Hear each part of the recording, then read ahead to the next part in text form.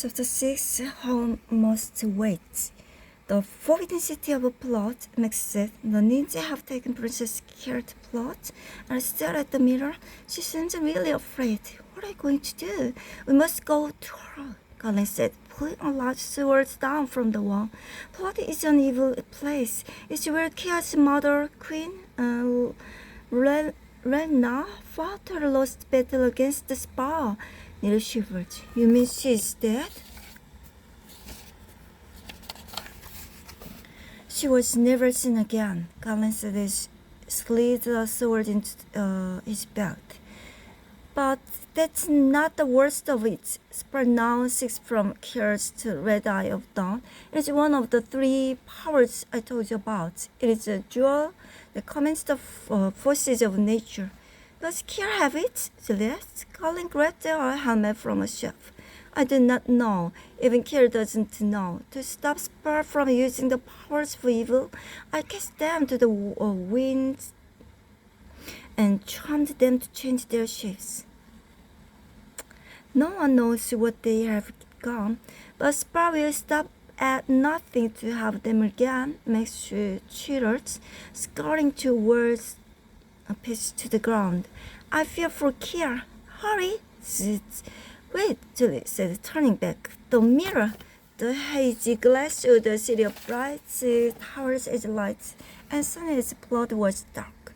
In the distance, a black cloud of goggles were descending. Spar is tricked us, Colin boomed. His ninja attacks Jaffa City. Oh, I hope the princess can defend herself against Spar until I return. I must go to Jaffa this instant. Wait, said Eric, turning to his friends. Kiara helped me in the forest, and she was going to get us home. Now she's in trouble. I mean, we have to help her. How can we get to Plot? Julie asked Colin. Hey, Neil yelled suddenly. He jerked back, trembling over a stick of books and hitting the floor with a thud. Thomas just licked me. Lip? Cried Max. He sprang up and landed in the midair. The Pilka, I'm sitting on her. Colin quickly pulled at her there under Max. As he did, a silken silken fluorescent collected in his hand, and the creature took shape in the room. It was an animal the size of a horse, with long white fur and 6 legs and friendly face. It looked like a shaggy camel. Pilkas are quite friendly, said Max, and quite fast. Listen like you, Mr. Neil. The creature whined loudly. She plodded to the passage door and thundered at the back as if beckoning the children to follow. Eric looked around at his friends. We are running out of time, Julie said. Neil nodded. Boss, we are a team, right? Eric felt his heart begin to race. I guess we are going to plod. 7. The Forbidden City. Take a leap at once, Colin told Eric and his friends as they stood outside the tower. And take this invisible cloak. It may come in handy. Take me. Max twittered. I may come in handy too. Besides, I know the way to Plot.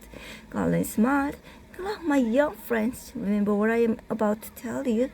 The rune is a secret to your words. When you return home, tell no one about us. Also, you must not take anything from the rune with you and nor leave anything from the upper world behind. Why? Eric asked. For everyone else to live to hear, a thing from the rune will appear in your words.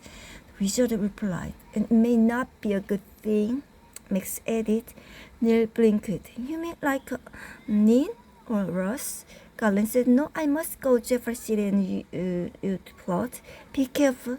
Then you without another word, Jim. Colin Longbeard, first wizard of the rune, vanished, and his tower vanished with him. The shaky Pilka grinned. What are we waiting for? Said Eric. When the 3 children on the back and Max sitting on her heads, galloped out of the forest. She rode across the open meadow while the pink sky darkened into the late afternoon. It grew colder as the light faded. A shape moved across the sky above them. Groggles, said Julie. Neil looked up. No, he said. A falcon, a white one. I think I saw it before. I remember falcons from our jeep trip last year. I watched the birds soar away. This one was in forest when we first saw Spark. Oh, Lip whined sharply and slowed her gallop. Hush now, Bex whispered. We are clouds. He pulled the reins and Pickup plodded up a low hill to a jagged ridge.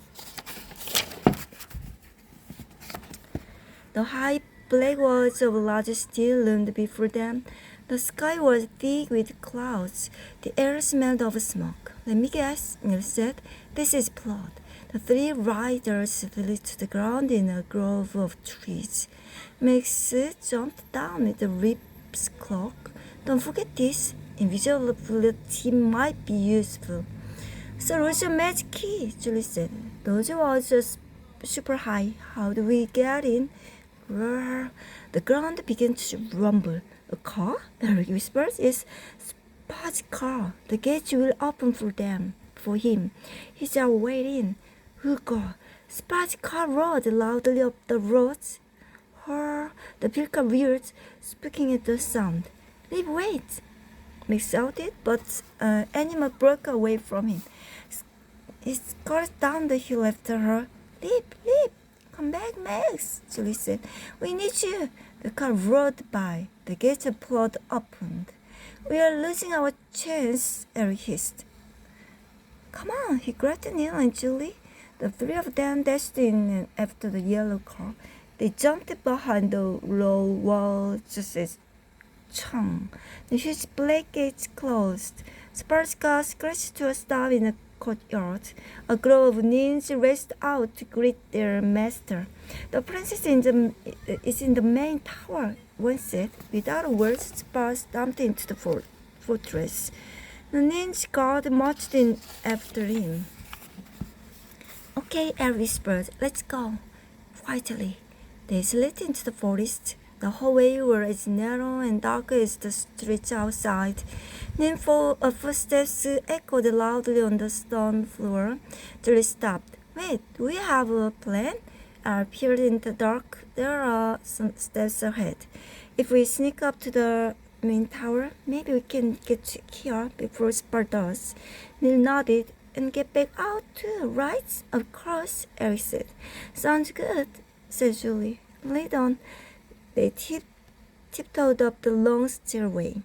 After what seemed like hundreds of steps, they reached the top of the main tower. At the end of the short hallway was a door.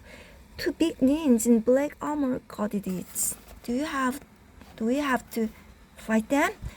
Neil whispered, out of breath. Eric shook his head. No. We'll use some magic. He pulled the golem's cloak over himself. I like it, Julie said. Poof, you're gone. Hide in the shadows, Eric said. Then, completely invisible, he slipped down the hall. He jabbed one of the guards in the shoulder. Stop that! The nin yelled. The swatted the other nin in the arm. I didn't do anything. And the second nin cried. He whacked the other on his shiny black helmet. I get you for that, the first nin yelled. Not if I get you first, the other growled,